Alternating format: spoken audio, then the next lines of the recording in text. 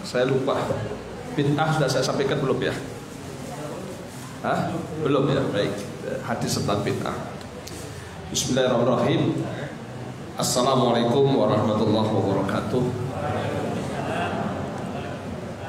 Innal hamdalillah nahmadu wa nasta'inu wa nastaghfiruh wa na'udzu billahi min syururi anfusina wa min sayyiati a'malina. May yahdihillahu fala mudilla lahu wa may yudlilhu fala hadiyalah. Asyhadu an la ilaha illallah wahdahu la syarikalah wa asyhadu anna Muhammadan abduhu wa rasuluhu. Allahumma shalli wa sallim ala Muhammad wa ala alihi wa sahbihi ajma'in. Amma ba'du. Jamaah Masjid Badawi rahimakumullah, semakin lengkap ini masjidnya dengan kegiatannya, dan juga ini sudah ada imam khusus rawatib 5 waktu. Jauh-jauh dari NTT ini didatangkan ke Kampung Sewu ini. Luar biasa. Kita bersyukur ya, mudah-mudahan semakin makmur ya kegiatannya. Belum nanti ada kegiatan dakwah, kegiatan ekonomi ya, insya Allah ini menjadi amal soleh kita semuanya. Baik, saya sampaikan hari ini tentang sama ya, saya khusus hadis arba'in. Kali ini kita masuki hadis tentang bid'ah. Bid'ah ini bahasa yang banyak yang gak suka mendengarnya, itu bid'ah itu ya, sehingga ada yang belum sudah sidik-sidik bid'ah, sidik-sidik bid'ah gitu ya. Dan yang merasa sering dituding bid'ah itu terus langsung pergi, tidak mau mendengar gitu. Tapi saya mencoba untuk menjelaskan kenapa disebut bid'ah. Jadi yang bilang hadis ini kan kumpulan hadis yang disampaikan oleh Imam Nawawi. Betul kan? Imam Nawawi itu kan murid daripada Imam Syafi'i, ya kan gitu. Jadi Imam Nawawi ini sangat bagus keterangan yang disampaikan, dan ini perlu kita ketahui apa itu bid'ah. Baik, saya bacakan hadisnya dulu. An Ummil Mukminin Ummi Abdillah Aisyah radhiyallahu anha, dari ibunya orang mukmin, yaitu ibunya Abdillah Aisyah, semoga Allah meridhoinya. Qala, ia berkata, qala Rasulullah sallallahu alaihi wasallam, telah bersabda Rasulullah sallallahu alaihi wasallam, man ahdatha fi amrina, siapa yang membuat yang baru dalam urusan kami, ya ini urusan kami itu urusan Rasulullah, yaitu masalah agama. Hada, ini maksudnya agama ini, laisa minhu, maka tidak ada baginya. Artinya dia nggak punya kewenangan di situ. Ya, ini urusanku, gitulah gampangnya. Ya, kamu nggak punya kewenangan. Bahwa rodun, maka dia tertolak. Jadi Nabi sudah membatasi. Siapa yang bikin, ya bahasa terjemah enaknya begini, siapa yang bikin hal-hal yang baru dalam urusan agama ini, padahal ini sebetulnya adalah urusanku, kan begitu ya. Maka kalau kamu bikin, maka itu tertolak. Rawahu Bukhari Muslim, ini hadis sahih riwayat Bukhari Muslim. Wa fi riwayah li Muslim, dan di dalam riwayat Muslim, man amila amalan, siapa yang beramal dengan amalan, laisa alaihi amruna, tidak ada padanya urusan kami, bahwa raddun, maka amalan tadi tertolak. Nah, jadi jelas sekali. Nah, kaum muslimin Abdullah, baik, kita sampaikan kalau kemarin tentang siapa ini Ummul Mukminin, yaitu Aisyah. Kenapa disebut ibunya orang mukmin, kita sudah sampaikan ya. Jadi semua istri-istri Rasulullah disebut Ummul Mukminin, ibunya orang mukmin. Nah, akibat dia disebut sebagai ibunya orang mukmin, maka tidak boleh ketika Rasulullah SAW meninggal dunia, istri-istri Rasulullah kan janda ini ya, tidak boleh dinikahi oleh sahabat-sahabatnya. Kenapa tidak boleh dinikahi? Karena dia ibu kita, gitu loh. Ibunya orang mukmin. Maka kalau ada orang mukmin menikahi istrinya Rasulullah SAW itu dosa, ya. Itu sama juga anak menikah dengan ibunya. Nah, itu kenapa tidak boleh dinikahi. Yang kedua, andai kata umpama ya, umpama iso bali. Umpama ada orang itu sahabatku menikah dengan siapa? Istrinya Rasulullah, taruhlah Aisyah gitu ya. Besar kemungkinan satu saat Aisyah akan memuji-muji almarhum suaminya yaitu Rasulullah SAW. Bayangkan, andai kata saya nikah dengan Aisyah, gampangnya gitu ya, untuk bikin mudahnya. Kemudian saya satu kali bikin jengkel Aisyah, terus dan Aisyah bilang, ah Mas Hami tidak kayak Rasulullah. Itu kan saya tersinggung, betul nggak? Nah, saya akan benci dengan omongan itu. Padahal membenci, tersinggung dengan Rasulullah itu juga dosa. Jadi bikin dosa aja kan gitu ya. Karena Rasulullah SAW itu harus disayang, harus dicintai, tidak boleh dicemburui. Nah ini, itulah kenapa istri-istri Rasulullah tidak menikah ketika Rasulullah SAW telah meninggal dunia. Baik. Sekarang kita sampaikan hadisnya, man ahdatsa fi amrina hada ma laisa minhu fahuwa raddun. Barang siapa membuat hal yang baru dalam urusan kami, yaitu urusan agama, yang itu bukan bagian darinya, artinya dia tidak punya kewenangan, fahuwa raddun, maka apa yang dia lakukan itu tertolak. Jadi jelas kalau begitu, untuk bisa melaksanakan agama ini dengan baik itu syaratnya dua, dan ini nggak bisa ditawar. Satu, harus ikhlas lillahi ta'ala, karena semua yang tidak ikhlas itu tidak akan pernah dicatat oleh Allah sebagai sebuah ibadah. Allah sampaikan di dalam surah Al-Bayyinah ayat 5, a'udzubillahi minasyaitonirrajim, wa ma umiru illa liya'budullaha mukhlishina lahuddin hunafa. Jadi kamu tidak diperintah kecuali menyembah Allah dengan ikhlas, mentaati semata-mata menjalankan agama. Ya, lawannya ikhlas apa Bu? Pamrih ya. Jangan sampai lawannya ikhlas apa Bu? Tidak ikhlas, jangan begitu ya. Lawannya ikhlas adalah pamrih. Nah jadi kita ini ya ada, ya misalnya ini kesini nih baru datang dapat bungkusan itu ada roti jeruk gitu ya. Nah, kemudian lama-lama lupa ya, kita sholat isya di Badawi tujuannya dapat roti dan jeruk. Nah ini namanya bergeser niatnya.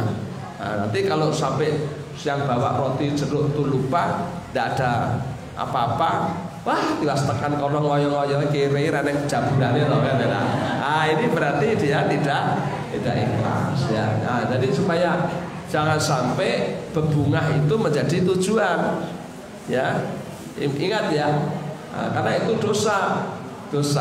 Perkara sampai di sini dapat roti itu ya anggap aja itu bonus gitu ya. Tapi bukan tujuan. Karena banyak kalau tujuannya sudah salah, nanti ibadahnya ditolak Allah.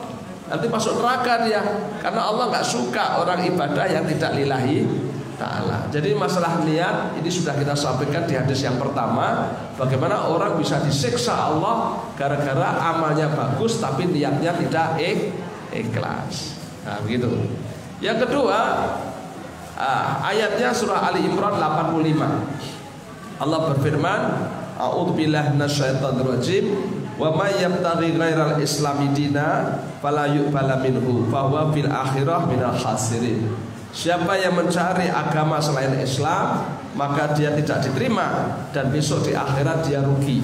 Ya, jadi orang yang agamanya tidak Islam, besok di akhirat dia rugi. Karena di sini dia merasa menjadi orang yang baik, orang yang soleh, begitulah bahasa kita ya, orang yang tekun, tapi ternyata sampai akhirat cuma masuk neraka gitu.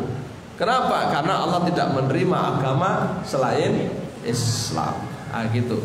Nah, jadi supaya kita betul-betul paham bahwa amal itu akan diterima kalau ikhlas semata-mata karena Allah Subhanahu batal. Itu yang satu. Yang kedua, amal itu harus benar sesuai dengan tuntunan Allah dan Rasulnya. Begitu. Jadi kalau itu amal tidak sesuai dengan tuntunan Allah dan Rasul, fahuwa raddun, maka amal itu akan ditolak. Nah, maka oleh karena itu Imam Nawawi menjelaskan di sini bahwa satu amalan itu dikatakan diterima ya harus ya sesuai dengan syariat Islam. Dan ada amalan yang sesuai syariat Islam itu ya satu, sebabnya harus benar, dua, jenisnya, tiga, ukurannya, empat, tata cara, lima, waktu, dan yang keenam adalah tempat. Nah ini muka-muka orang lali. Ini biasanya nih lampu jeruk orang lali biasanya ya. Ya baik, saya akan jelaskan bagaimana amal itu harus benar secara 6 tadi. Pertama yaitu secara syariat dari sisi sebab dia harus benar. Ya. Sebab kalau orang mengerjakan ibadah yang tidak disyariatkan Allah dari sisi sebab, maka dia ditolak. Contoh, ya, saya punya tekad untuk sholat, ya, setiap kali saya bepergian, begitu nanti saya pulang sampai di rumah, saya akan sholat 2 rakaat, sholat sunnah 2 rakaat karena masuk rumah. Itu termasuk bid'ah. Ya, jadi bid'ah itu urusan agama yang itu tidak diajarkan Rasulullah Sallallahu Alaihi Wasallam. Jangan bilang sholat ora oleh. Halo, kan banyak yang gitu toh. Sholat ora oleh. Lah ya toh, ngaji ora oleh. Lah ya toh, tahlil ora oleh. Padahal tahlilnya boleh, ngajinya boleh, puasanya boleh, sholatnya boleh. Jangan sampai mengalihkan perhatian. Yang bikin salah itu bukan ngajinya, bukan tahlilnya, bukan puasanya, bukan sholatnya. Yang salah itu sebabnya. Nah, karena saya banyak mendengar ceramah dan itu di YouTube ya, dan yang ceramah itu followernya itu ratusan ribu. Ya, orang yang tidak yang sidik-sidik bid'ah itu pembenci, pendengki. Nah itu coba ya. Jangan kata-kata, jangan emosi kata Pak Agus ya. Beragama itu tidak emosi, tapi sesuai dengan tuntunan Allah dan Rasul. Sekarang saya sholat, bagus. Tapi kalau saya bilang saya akan sholat 2 rakaat setiap masuk rumah, boleh nggak? Halo. Kalau ditanya, pahami sholat apa? Sholat masuk rumah. Boleh nggak? Nggak boleh. Karena Rasulullah tidak mengajarkan sholat masuk rumah. Yang diajarkan sholat masuk masjid. Gitu. Jadi saya sholat 2 rakaat itu benar, sholat 2 rakaat itu baik, tapi sebabnya yang salah. Karena sebabnya masuk rumah. Ibu puasa boleh nggak puasa sunnah? Boleh. Misalnya masuk rumah yang mau dimakan nggak ada, buat sarapan nggak ada. Aduh, nggak ada yang dimakan, nggak ada buat sarapan. Es podo-podo, es tak poso sisa. Boleh nggak? Boleh. Tapi kalau saya puasa itu dengan tekad, pokoknya saya sebagai orang Indonesia, setiap tanggal 17 Agustus hari kemerdekaan Republik Indonesia, saya akan puasa sunnah 1 hari.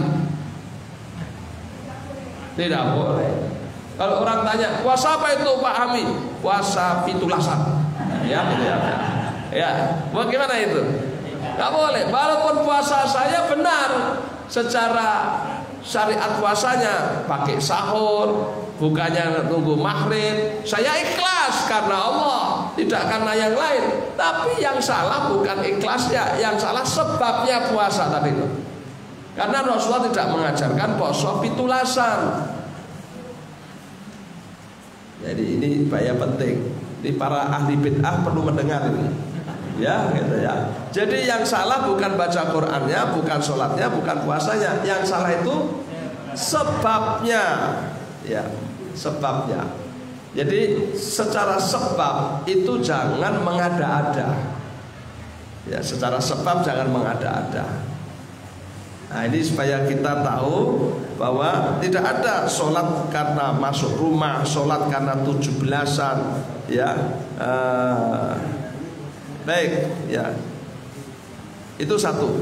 Yang kedua, dikatakan bid'ah itu karena tidak sesuai dengan syariat dari sisi, kalau tadi sebab, kalau sekarang yang tidak sesuai dari sisi jenis. Ya, jenisnya nggak sesuai. Misal jenis yang disyariatkan itu kalau kita akikoh, ya, itu disunahkan untuk menyembelih binatang akikoh. Binatang yang disyariatkan apa jenisnya? Kambing. Jadi jangan mentang-mentang ini pengusaha Kampung Sewu, ya toh, punya anak lanang, wah aku nek wedhus ora level no Mas, ya toh. Saya akikoh saya sapi 2, anak lanang kok gitu. Boleh enggak? Tidak boleh. Karena syariatnya itu yang akikoh supaya menyembelih kambing. Jenisnya kambing. Itu sudah ditetapkan Rasulullah SAW. Perkara jenengan itu beleh kambing kemudian nanti nambah beleh sapi boleh, tapi sapi bukan binatang akikoh, tapi binatang sedekah. Akikohnya tetap kambing. Itu korban binatang yang ditetapkan onta, sapi, kambing, sudah. Ya toh, orang kok terus bikin yang lain, ya toh. Iki gandeng aku iki presiden, ya toh. Ning kebun raya Bogor iki akeh kitang, ya toh. Aku arep korban kitang, gitu loh. Gen ora padha mek liyane. Kitang kan kaya wedhus. Nah, enggak begitu. Kitang ya kitang, wedhus ya wedhus. Begitu. Nah, ini yang jadi masalah ini daerah Kudus ini. Ya, dia tidak boleh sapi tapi menyembelih kerbau. Memangnya nggak ada sapi? Ada, lah kok kerbau? Nah ini kita menghormati orang Hindu. Lawang ibadah kok menghormati orang Hindu? Ibadah ya sapi ya sapi. Sampai pergi dong ke India sana, itu tempatnya orang Hindu. Sampai pergi ke Bali sana, Indonesia, ya tak? Sampai sekarang sana mayoritas Hindu. Tapi mereka juga bisa paham kalau kita menyembelih sapi. Bahkan di India itu orang Islam yang bakto beli sapi itu banyak, dan dia beli sapinya sama orang Hindu mana? Gitu ya Pak. Dia jualan yang pelihara sapi orang Hindu. Cuman orang Hindunya bisik-bisik. Nek beli aja ning ngarepan Mas, ning mburi omah yo ora penak ya to Gusti Allah kok sempeh ora penak ya. Nah, jadi dia belinya itu sapinya di belakang gitu, tidak dinampakkan. Enggak ada masalah. Ya, maka teman-teman yang di Kudus ya supaya kalau korban jangan kerbau gitu ya. Boleh makan kerbau tapi untuk sedekah, untuk makan, untuk pesta, bukan untuk korban. Jadi secara jenis ini yang bilang Imam Nawawi bukan Hami, ya sebabnya harus benar, jenisnya juga harus benar. Nah, maka kalau kita ini nanti misalnya akikoh, banyak orang akikoh beleh kambing tapi juga beleh pite, ada nggak? Ada, Pak. Menawa wonten ingkang boten kersa ulam mindo, ya saya sekarang menyembelih ayam, silakan. Tapi ayam itu tidak masuk bagian daripada akikoh. Ayam itu tetap bagian daripada sedekah biasa. Karena akikoh jenisnya tetap kambing, tidak boleh yang lain. Nah ini secara jenis supaya benar. Nah kemudian yang selanjutnya, yang nomor 3 yaitu ukuran. Sebuah amal itu harus sesuai syariat dari sisi ukuran, tidak boleh berubah. Ya, maka contoh yang namanya wudhu itu, ya itu membasuhnya itu masing-masing 3 kali. Tapi jangan sampai karena ini Kampung Sewu itu tempat airnya banyak ya toh. Ketok nek ping 3 iki kesithik anu kene banyu kimplah-kimplah gitu. Ya ping 5 ngono lah gitu ya. Nah ini namanya ukurannya overdosis ya. Tidak sesuai dengan yang dituntunkan. Jadi kalau ukurannya 3 ya 3. Jangan bikin lebih dari itu gitu. Karena saya ini ustadz gitu ya, kayaknya ustadz gak level deh. Kalau subuh cuma 2 rakaat itu kan levelnya wong biasa gitu ya. Ya ustadz ini saura-urane 6 lah gitu ya. Nah ini malah salah ya. Walaupun itu ikhlas lillahi ta'ala, tapi ukurannya melebihi syariat yang ditetapkan, yaitu 2 rakaat gitu. Maka subuh ya tetap harus 2 rakaat, tidak boleh lebih daripada 2 rakaat. Karena ukuran itu sudah ditetapkan syariat. Maka semua yang menyalahi syariat itu rodun, tertolak. Baik, jadi ini dari sisi yang ketiga. Maka disabdakan Nabi bab wudu, man zada ala dzalika faqad asaa wa ta'adda wa dzalama. Barang siapa yang melebihkan dari 3 ini ya, dan 3 kali, maka ia telah berbuat tidak baik dan melanggar dan zalim. Oh, bahaya toh, sudah tidak baik, melanggar, zalim. Nah ini. Ya kan kalau kita ini melaksanakan agama syariat ini, Islam, mencukupkan dengan apa yang dituntunkan oleh Rasulullah Sallallahu Alaihi Wasallam. Ya gitu ya. Jadi karena banyak orang itu bermazhab maremisme gitu ya. Mazhab maremisme itu ada. Jadi golek marme. Bukan mazhab Allah dan Rasul, tapi maremisme. Nah ini nggak boleh. Jadi kita ibadah tidak mencari marem ya. Kita ibadah tidak boleh menambah dan mengurangi. Jadi ibadah itu Pak, kalau begitu ibadah ini ya stagnan gitu ya, tidak mengalami perubahan. Tidak ya. Yang namanya kehidupan ini mengalami perubahan kecuali ibadah ya. Ini tidak boleh mengalami. Ada inovasi tiada henti, silahkan ya, kayak Yamaha itu ya. Tapi dalam agama tidak boleh inovasi tiada henti, nggak boleh ya. Segala sesuatu yang sudah ditetapkan Allah dan Rasulnya itu harus sama, kecuali sesuatu itu belum ditetapkan, itu boleh, namanya ijtihad.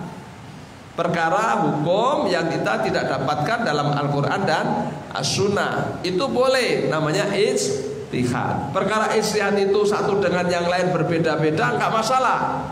Karena dalam ijtihad itu tidak ada yang salah, semua benar. Ya, jadi kalau sudah sampai ijtihad itu semua benar. Dan ijtihad itu yang salah dapat pahala 1, yang benar dapat pahala 2. Jadi ijtihad hanya menyangkut persoalan furu'iyah yang belum ditetapkan oleh Allah dan Rasulnya. Nah, nanti banyak persoalan ijtihad. Ya. Nah, misalnya kayak rokok, ini kan ijtihad. Zaman Rasulullah belum ada, maka ada yang ijtihadnya ini makruh, ada yang ijtihadnya ini haram. Itu kan ijtihad namanya. Karena persoalan itu zaman Nabi belum ada, maka diambil ijtihad.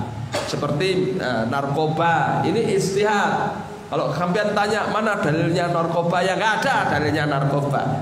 Tapi ijtihad ulama sepakat bahwa narkoba hukumnya haram karena ya disandarkan dengan dalil-dalil yang sama, karena dan sebagainya. Jadi tapi kalau itu sudah ditetapkan oleh Allah dan Rasul, jangan ijtihad gitu ya. Seperti tadi ya, mengada-ada dari sisi jenis misalnya, nggak boleh ijtihad. Ukuran, kalau ukurannya sudah ditetapkan 3 kali ya 3 kali, jangan kreatif gitu. Semua yang sudah ditetapkan Allah dan Rasulnya kita nggak boleh ijtihad. Baik, itu ya. Nanti ibu wudu nanti basuh muka 10 kali gitu ya.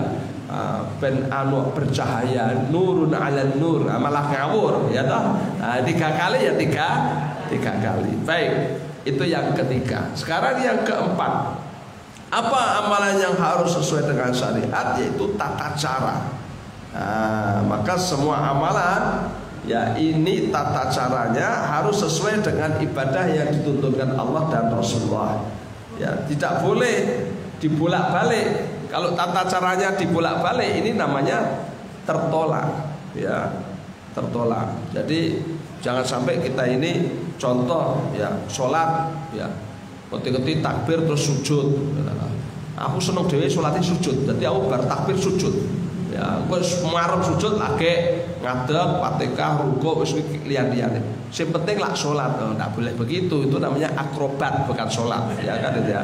Sholat ya tata caranya, maka sholat itu diawali takbir, diakhiri salam dan ada kalimat tertib. Ya, kenapa ada kata tertib? Itu rukun, karena itu syarat yang tidak bisa ditawar. Itu ya. Nah, jadi jangan dibolak-balik. Ya, jadi tata caranya juga harus sesuai dengan tuntunan yang disampaikan oleh Rasulullah Sallallahu Alaihi Wasallam. Ya, nah, kalau misalnya haji, nah, haji itu ada umroh, ada haji. Nah, bagaimana kalau umroh dulu, ya baru haji tamattu? Kalau Nabi membolehkan, monggo, maka haji kita tamattu. Ada yang kiron, ada yang ifrad. Tapi itu tata cara yang dibenarkan dan dituntunkan oleh Rasulullah Sallallahu Alaihi Wasallam. Ya, maka itu boleh. Ya, contoh lagi, misalnya habis wukuf di Arafah, terus malamnya di Musdalifah. Nah, gimana Pak? Apakah boleh kalau kita itu ke Mekah dulu untuk tawaf ibadah? Ya, sementara Rasulullah melakukannya tidak tawaf ibadah, tapi Nabi lempar jumrah dulu. Nah, waktu itu ada ibu-ibu tanya, ya Rasulullah, saya kalau lempar jumrah capek, saya ibadah dulu ke Mekah boleh? Boleh. Nah, artinya memang itu diperbolehkan. Ada tuntunannya, sehingga orang waktu habis wukuf malamnya itu di Musdalifah, maka terbagi, ada yang pergi ke Mekah untuk tawaf ibadah, tapi lebih banyak yang ke Mina untuk lempar jumrah Aqabah. Ini perkara yang berbeda, tapi zaman Nabi itu diizinkan, itu bisa kita lakukan. Ya, walaupun berbeda. Ya, jadi bukan kok, wah itu kamu mendahulukan tawaf ibadah, nggak boleh, karena zaman Nabi itu ada yang minta izin dan Nabi membolehkan, maka itu perkara yang boleh. Begitu. Tapi kalau itu tidak pernah dilakukan Nabi dan sahabat, dan Nabi tidak pernah mengizinkan, jangan kita rubah-rubah itu tata cara. Ya, nggak boleh dirubah-rubah. Ya, kemudian kita ngene lho, sholat misalnya duhur 2 rakaat, subuh 4 rakaat. Yang penting nggak jumlahnya 17, ngajar kita. Yang penting nggak jumlahnya 17 gitu. Maghrib 4, isya 3 itu nggak boleh. Ya maghrib 3, isya 4 kan begitu ya. Sesuai dengan jumlah yang disampaikan oleh Nabi SAW. Jadi tata cara jangan dibalik-balik. Baik, ini yang keempat. Yang kelima, yaitu harus sesuai dari sisi waktu. Jadi kita nggak boleh bid'ah, mengada-ada yang baru tentang amalan ibadah yang secara syariat waktu telah ditetapkan. Maka kalau orang itu sholat sebelum waktunya nggak boleh. Ya, sholat tidak diterima kecuali tepat pada waktunya. Maka dari sisi waktu ini harus benar. Nah, misal Nabi pernah waktu Idul Adha mengimami sholat id. Waktu Nabi itu assalamualaikum warahmatullah, assalamualaikum warahmatullah, Rasulullah SAW melihat ada kambing sudah disembelih. Nabi tanya, itu kambing siapa itu? Saya ya Rasulullah, seorang sahabat begitu. Saya itu bangsa api tastos gitu. Belum sholat kata blesek. Keliru ya. Waktunya menyembelih itu setelah sholat.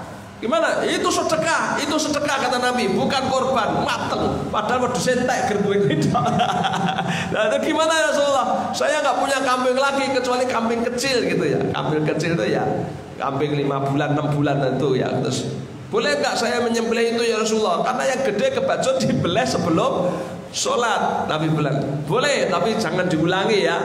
Begitu. Maka menyembelih binatang kambing yang belum poel ya itu boleh ya, boleh. Tapi nek iso ya gede ya kan gitu ya. Nah, jadi ini kejadian seperti itu menunjukkan bahwa jangan sampai salah dari sisi waktu. Nah gitu. Yang namanya menyembelih binatang kurban itu waktunya setelah selesai sholat Id. Nah begitu. Nah sekarang kan banyak Pak, tebar 1000 kambing. Nah gitu ya. Saya menyembelih tidak di Kampung Sewu karena Kampung Sewu sudah banyak. Nah, kebetulan ini ada imam kita ini bilang di NTT sana itu lebih banyak yang membutuhkan daging kambing. Sampai bisa nggak koordinasi dengan panitia di NTT? Bisa Pak.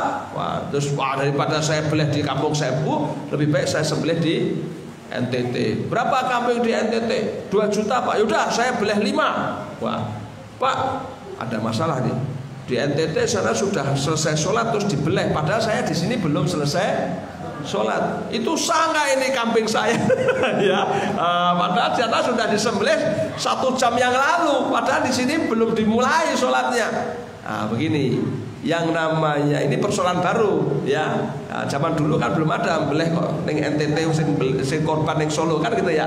Nah, ini dibolehkan. Jadi yang namanya menyembelih binatang itu setelah sholat Id di tempat itu. Ya. Jadi yang namanya setelah sholat Id itu tempat itu, bukan orangnya. Orangnya bisa saja tidak sholat, ya kan? Nah, yang penting setelah di tempat itu sholatnya sudah selesai, maka binatangnya disembelih. Begitu di tempat itu. Karena banyak orang yang pergi haji juga nyembelih di Indonesia, betul nggak? Nah, padahal di Indonesia sudah Id, di sana 4 jam kemudian. Wah, udah mau jadi blese ya, kere urung salat Id barang udah beleh kok ya. Nggak masalah kalau kita menyembelih di sini ya tentunya setelah sholat Id di Indonesia, bukan nunggu sholat Id selesai di Arab gitu. Nah ini contoh ya, jadi harus benar secara waktu ya, jadi jangan sampai salah. Misalnya dari waktu ya. Kemudian kita sengaja misalnya sholat ya, sengaja mundur subuh kok nanti sampai keluar waktu, ini tidak sah sholat subuhnya. Baik. Nah, jadi harus kecuali tertidur lain lagi atau terlupa itu boleh.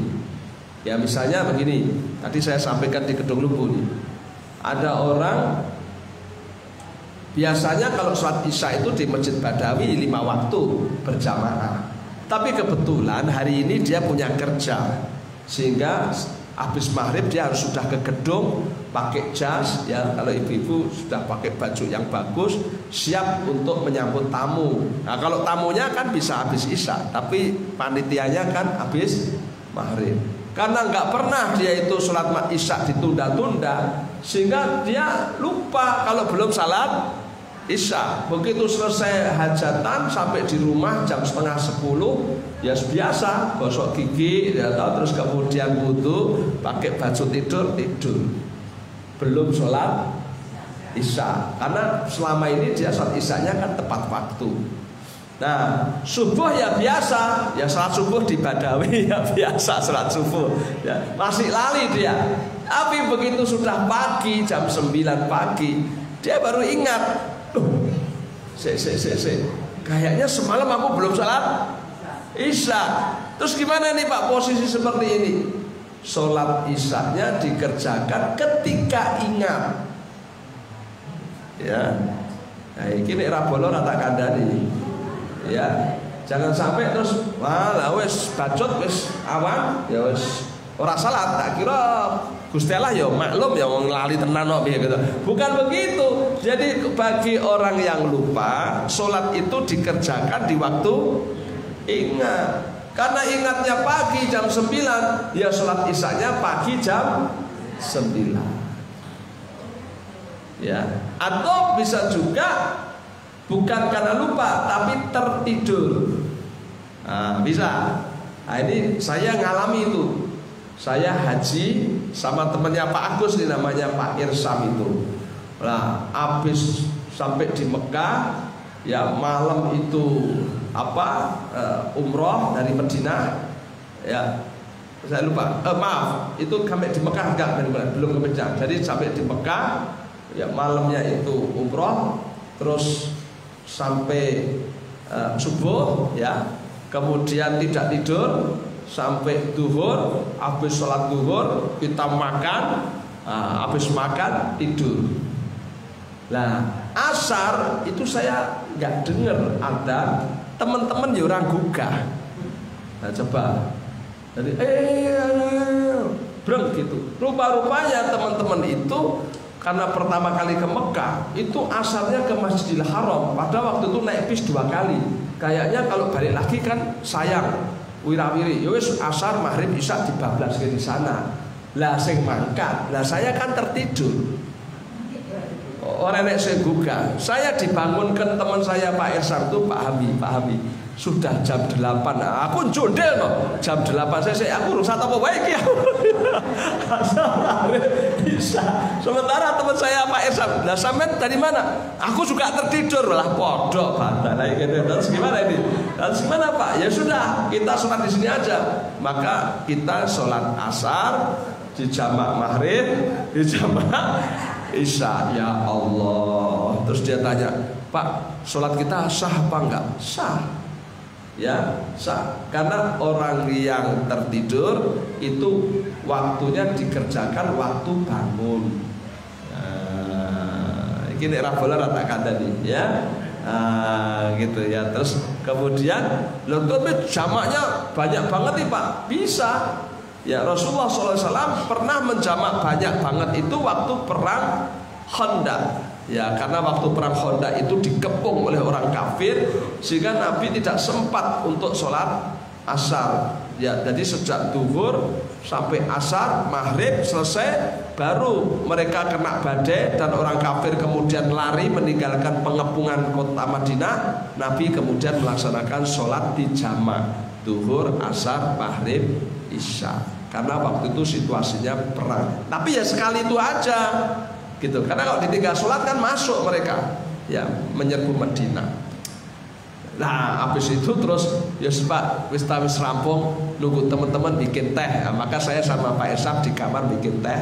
Nah, terus ya tangan bismillah.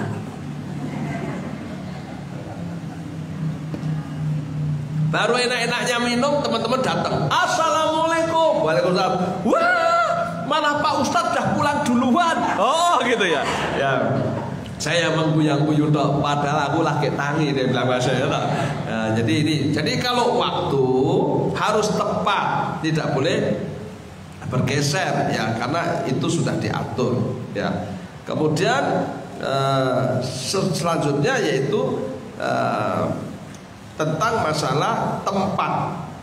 Nah, jadi kita nggak boleh bid'ah dari sisi tempat. Apa? Karena tempat itu sudah disesuaikan oleh syariat, maka kita harus sama, nggak boleh bikin sendiri. Contoh, yang namanya iktikaf itu tempatnya di masjid. Rasulullah SAW tidak pernah mencontohkan iktikaf di rumah, ya gitu ya. Nah maka kalau mau iktikaf di masjid. Nah, jangan lagi aku orang wedok ya, piye masuk harus ke masjid ke hutan sisan. Ya saya di rumah, saya kira ya Allah ya maklum ya Pak ya nek pakai ngomong wedok barang kok. Ya enggak, ya harus di masjid. Maka ketika Rasulullah Muhammad SAW itu meninggal dunia, istri-istrinya itikafnya ya di masjid, bikin tenda di depan masjid itu. Ya, jadi yang namanya itikaf itu kan kalau Nabi ya 10 hari 10 malam tidak pulang. Tidak kayak kita ini itikafnya hit and run gitu. Ya toh, itikaf kok taraweh itikaf subuh mulai kan urek kuwi itikafe kayak ngono kuwi. Ya namanya itikaf tuh mulai tanggal 20 Ramadan baru pulang setelah subuh Idul Fitri. Jadi 24 jam. Dan terus keluarnya kapan? Ya keluarnya kalau ke kamar kecil gitu keluar terus balik lagi. Tidak bisnis, enggak bisnis. Jadi 10 hari itu enggak bisnis. Ya gitu namanya itikaf. Tapi boleh nggak Pak itikafnya itu bengi tok? Ya monggo ya. Ya ittaqullah mastata'tum, kalau saya begitu. Bertakwalah kamu semampumu. Ya. Ada ibu-ibu yang aku nek itikaf nek bengi malah repot Pak. Isone esuk silahkan. Subuh bablas sampai duhur. Terus bar duhur pulang tidur di rumah, ya monggo. Tapi kalau kita mau kayak Nabi SAW, itikaf itu 10 hari 10 malam. Bahkan Ramadan yang terakhir Rasulullah Muhammad SAW itikafnya 20 hari, mulai malam 11 sampai lebaran. Jadi 20 hari tidak meninggalkan masjid, begitu. Ya ini gitu. Nah, jadi monggo kalau kita, jadi tempatnya di masjid itu itikaf.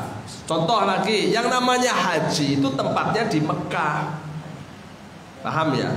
Jadi nggak bisa iki gandeng corona ini 2 tahun ditutup terus ya toh. Kita yang penting ikhlas lillahi ta'ala haji. Jadi kita hajinya di Donohudan, ya kan ya, nah, kita bikin sendiri. Nggak bisa ya toh, nggak bisa. Jadi tetap harus di Mekah gitu. Andai kata misalnya Ka'bah itu dicopot terus ditaruh di Surabaya, apa hajinya ya ke Surabaya? Enggak. Haji itu tempatnya di Mekah. Kita haji bukan menuruti Ka'bah, tempatnya di Mekah, gitu loh. Ya, jadi oleh karena itu tempatnya nggak boleh berubah, ya ke sana. Nah, kalau sana ditutup ya nggak haji, kan begitu ya, ya nggak haji. Nah, jadi pemerintah Arab Saudi menutup itu kan karena alasan keselamatan. Ya, kalau untuk keselamatan yang wajib bisa ditunda, boleh. Ya, misalnya sholat berjamaah di masjid. Ini bagi laki-laki banyak ulama mengatakan laki-laki loh ya, itu wajib. Ya kan? Karena dasarnya Rasulullah pernah marah. Aku pengen kamu jadi imam siapa? Nanti aku keluar tak cari yang nggak sholat di masjid, aku bakar rumahnya. Betul kan?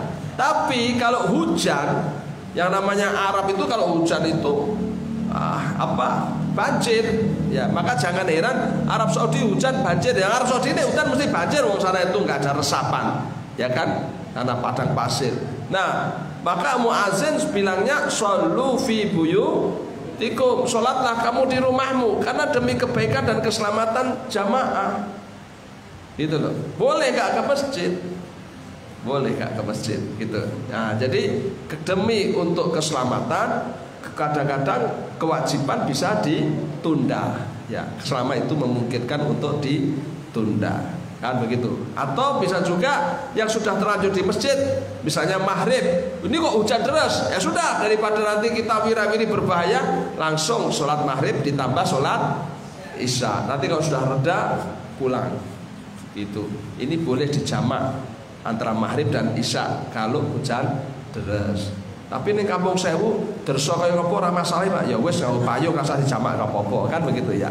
Nah, tapi intinya ya supaya kita tahu secara tempat itu jangan sampai kita menyimpang dari yang dicontohkan dan disyariatkan oleh Rasulullah Muhammad Sallallahu Alaihi Wasallam. Nah, oleh karena itu ibu bapak inilah, maka seringkali orang itu dibilang bid'ah karena menyalahi salah satu dari 6 hal ini. Ya, padahal itu menyangkut urusan agama. Ada yang sampaikan? Bapak.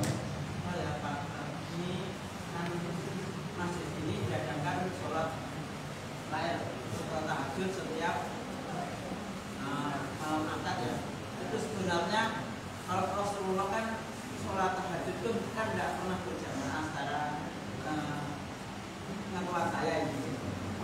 Kalau masalah sholat tarawih itu Rasulullah pernah berjamaah 1 kali. Bagaimana, apakah yang bisa laksanakan di masjid ini apakah suatu menyalahi atau tidak? Baik, menarik ini. Ini kita bikin acara sholat tahajud berjamaah. Apakah ini menyalahi enggak? Karena Rasulullah enggak pernah sholat tahajud berjamaah. Rasulullah Muhammad SAW tidak pernah mengajak sholat taraweh. Tidak pernah. Tidak pernah. Yuk taraweh enggak pernah. Nabi itu waktu Ramadan itu sholat diikuti oleh siapa? Sahabatnya. Kemudian besoknya Nabi sholat lagi, diikuti lagi lebih banyak. Hari ketiga lebih banyak lagi, Nabi masuk rumah, habis isya pulang. Nabi tidak pernah mengajak tarawih. Ya. Nah, kemudian setelah itu ditanya, ya Rasulullah, kenapa kok nggak dilakukan lagi? Nabi bilang, aku khawatir kau jadikan itu sebagai sholat yang wajib. Jadi waktu itu Nabi tidak mengajak. Oke? Nah, satu. Bagaimana dengan tahajud? Sama. Nabi tidak pernah mengajak orang untuk sholat tahajud berjamaah. Tapi Nabi waktu sholat ada sahabat yang mengikuti. Ya, dan Nabi tahu kalau diikuti. Dan Nabi membiarkan itu. Nah, apa yang dibiarkan oleh Nabi SAW itu menjadi satu hal yang boleh, gitu. Ya, sehingga sahabat itu tidak ngerti Nabi itu sholat tahajud, padahal Nabi kalau sholat tahajud panjang. Habis Al-Fatihah, Al-Baqarah, saya kira Nabi paling 50 ayat. Loh, baik lebih. Paling Al-Baqarah habis ruku. Ternyata habis Al-Baqarah An-Nisa. Habis An-Nisa mesti ruku. Ternyata masih tambah Ali Imran. Ingin rasanya aku putus dari Nabi, saking kelamanya Nabi sholat tahajud. Salah yang melu dewi, ya kan gitu ya. Nah, jadi intinya untuk sholat sunnah yang berjamaah tadi, yang namanya tarawih, Nabi memang tidak pernah mencontohkan dalam bentuk mengajak, tapi diikuti. Sehingga karena ada yang mengikuti dan Nabi membiarkan, berarti boleh. Dan Nabi juga pernah sholat tahajud dan tidak pernah mengajak sholat tahajud berjamaah, tapi diikuti. Dan itu beberapa kali sahabat yang berbeda-beda mengikuti tahajud Rasulullah SAW. Dan Nabi membiarkan, maka berarti itu boleh. Begitu loh Pak. Ya, baik. Ada yang lain mau nggak? Nyambung masalah tarawih itu Pak, biasanya kan ada kultur gitu. Iya. Dan di mana-mana melazimkan setiap hari rutin gitu. Kulturnya itu harus setiap hari. Bagaimana itu? Kultum setiap hari di waktu Setiap tarawih. Setelah isya itu menjelang tarawih selalu ada kulturnya. Iya. Apakah itu termasuk bid'ah? Ya. Jadi yang namanya bid'ah itu adalah ibadah yang tadi yang sudah tertulis, yaitu sholat, puasa. Dan sementara kalau yang namanya ceramah, kultum, itu bisa disampaikan kapanpun, karena itu bukan bagian daripada sholat taraweh, bukan bagian daripada sholat isya, bukan. Ya, jadi bisa. Yang jadi persoalan justru sekarang adalah iktikaf tapi ada kultum, iktikaf tapi ada ceramah. Karena selama ini Rasulullah SAW waktu iktikaf itu diam, tidak ada pengajian. Ya, tapi sekarang kan banyak itu iktikaf tapi sambil pengajian, sehingga di situ banyak yang berpendapat sebaiknya di dalam iktikaf tidak ada pengajian karena contohnya tidak ada. Begitu Bapak. Ya, tapi kalau kita itu habis sholat isya pengajian, silahkan. Habis pengajian baru sholat taraweh, ya. Karena itu perkara yang berbeda. Nah, seolah-olah menjadi rangkaian gitu. Ya. Menjadi rangkaian ibadah gitu. Setelah isya, kultum, tarawih gitu. Dan itu setiap hari. Seolah-olah menjadi rangkaian. Seolah-olah menjadi rangkaian gitu ya. Ya. Dari zaman Nabi kan nggak pernah dilakukan juga. Tidak pernah. Ya, artinya begini, tarawih itu sendiri zaman Nabi kan tidak diajarkan setiap hari juga. Tidak pernah diajarkan setiap. Zaman Nabi mencontohkan sehingga tarawih itu bisa dilakukan setelah sholat isya. Hanya mencontohkan saja. Ya, andai kata tadi pengajian ya, setelah isya itu ada pengajian, kemudian baru sholat tarawih. Ini yang namanya tholabul ilmi itu kan bisa kapanpun dan tidak ada larangan. karena dia bukan bagian daripada sholat gitu, tidak bagian dari tarawih, tidak bagian dari isya gitu. Cuman terkesan itu kayak bagian daripada sebuah rangkaian. Ya, insya Allah itu bukan termasuk bid'ah, karena itu hanya pengajian biasa, dan itu bisa dilakukan. Baik. Sementara tarawih itu sendiri, nah ini banyak orang yang mengatakan bid'ah itu ada bid'ah hasanah. Contohnya tarawih, ya kan? Karena tarawih setiap hari kan tidak ada. Kemudian setelah Rasulullah Muhammad SAW itu hari ketiga tidak sholat tarawih, ya, sahabat itu kemudian mencari tahu, ya Rasulullah kenapa nggak sholat lagi habis isya? Aku khawatir engkau jadikan itu sebagai sholat wajib. Oh, berarti ini bukan sholat wajib. Maka karena Rasulullah tidak mau jadi imam, maka sahabat-sahabat pada sholat tarawih sendiri-sendiri, karena ini bukan bagian daripada sholat wajib, ya kan? Nah, maka sholat habis isya tarawih tapi sendiri-sendiri, sama seperti kita habis isya pada sholat sunat tadi loh, sendiri-sendiri. Begitulah sampai Rasulullah meninggal dunia. Kemudian diganti Khalifah Abu Bakar, mereka juga sholat sendiri-sendiri. Jadi setiap hari ada tarawih tapi sendiri-sendiri.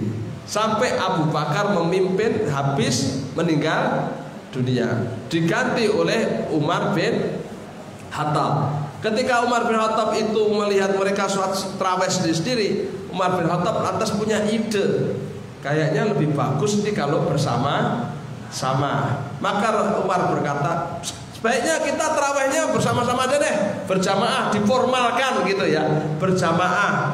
Kemudian ada sahabat yang ditunjuk menjadi imam, bukan Umar sendiri yang jadi imam. Dan Umar mengatakan ini bid'ah yang hasanah, ini bid'ah yang baik. Bagaimana ini Pak? Umar kok bikin bid'ah gitu ya? Perlu diketahui bahwa Umar berani melakukan itu karena waktu dulu Rasulullah dimakmumi, Rasulullah membiarkan.